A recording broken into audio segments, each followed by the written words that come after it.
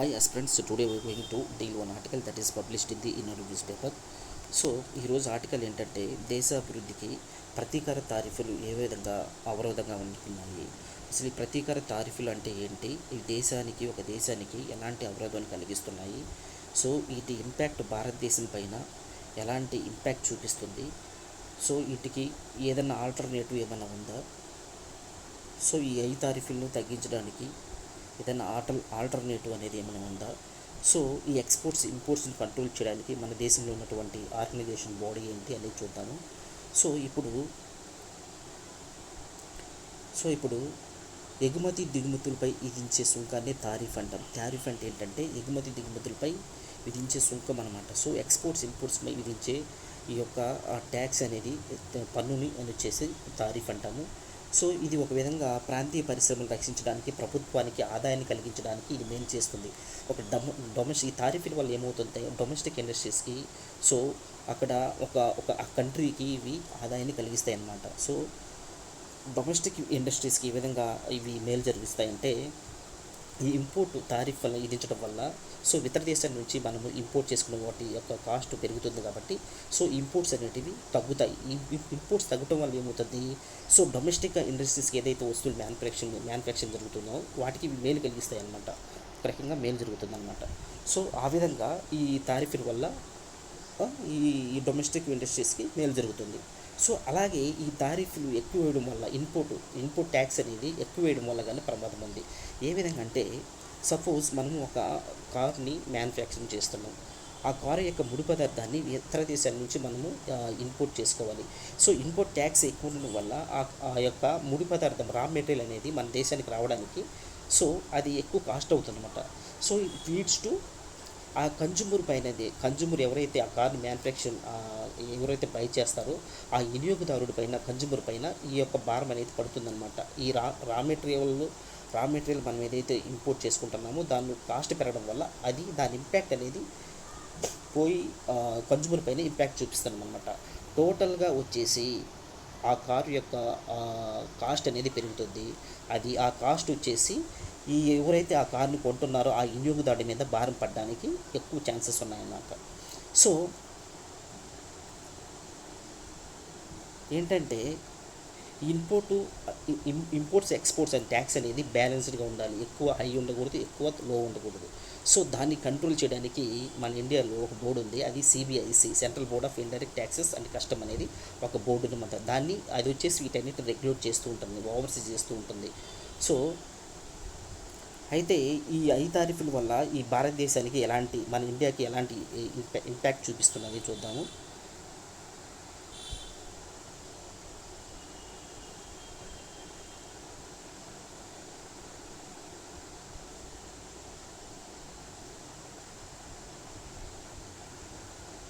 So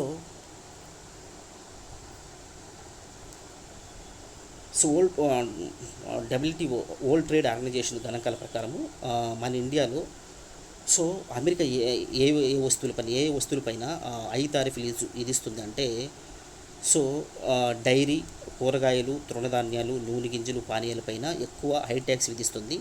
so మన దేశానికి సంబంధించిన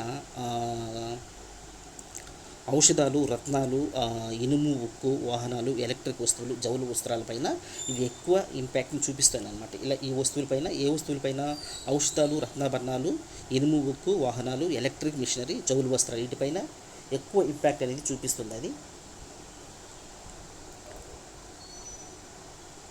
సో ఈ విధంగా భారతదేశంపై ప్రతీకార తారీఫుల ప్రభావం అనేది ఉండబోతుంది. సో దీన్ని ఓవర్కమ్ చేయడానికి ఏదైనా ఒక ఐడియా, ఒక ప్లాన్, ఒక వ్యూహం అనేది ఉందంటే,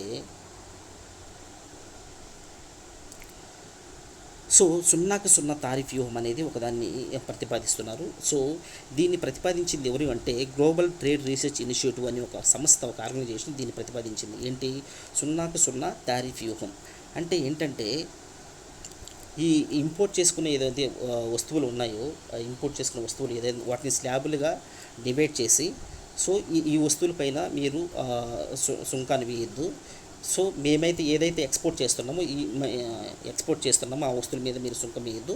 సో మీరు ఇంపోర్ట్ చేసుకునే వస్తువులపైన మేము కానీ సుంకాన్ని విధించము, మీరు వేయద్దు, మేము విధించము. సో దీన్ని వచ్చేసి 0 తారిఫ్ వ్యూహం అని అంటారంట. ఫర్ ఎగ్జాంపుల్ ఇప్పుడు అమెరికా నుంచి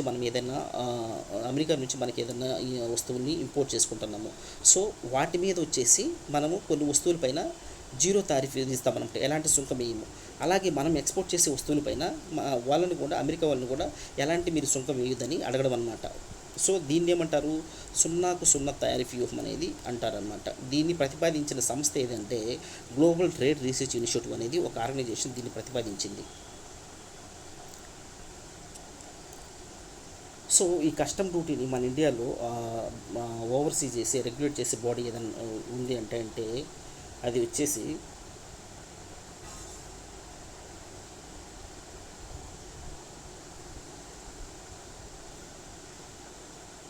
so central board of indirect taxes and custom అనే ఒక ఆర్గనైజేషన్ ఉంది. ఇది వచ్చేసి ఫినాన్స్ మినిస్టర్ అండర్లో ఇది వర్క్ చేస్తూ ఉంటుంది. దీన్ని వర్క్ చేస్తూ ఉంటుంది. సో ప్రీవియస్గా దీన్ని ఏమని పిలిచేవారంటే central board of excise and customs అని పిలిచేవారు. ఇప్పుడు వచ్చేసి central board of indirect taxes and customs అంటున్నారు. సో ఇది CBIC is the statutory body. It is established under the central board of revenue act 1963. ఇది ఇంపార్టెంట్ పాయింట్ అండి. So it is established under the central board of revenue act 1963 ఈ board కింద. So ఈ act కింద దీన్ని establish చేశారు.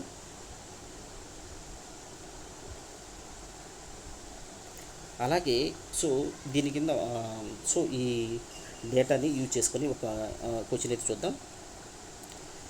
Consider the following statement.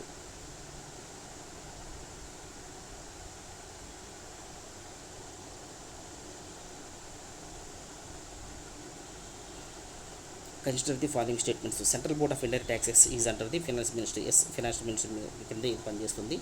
First statement correct. రెండోది వచ్చేసి CBIC statutory body. It is established under the central board of revenue act 1963. Second statement కూడా కరెక్టే. సో ఆన్సర్ వచ్చేసి 1 and 2, both 1 and 2 వచ్చి answer. That is what today article. Thank you.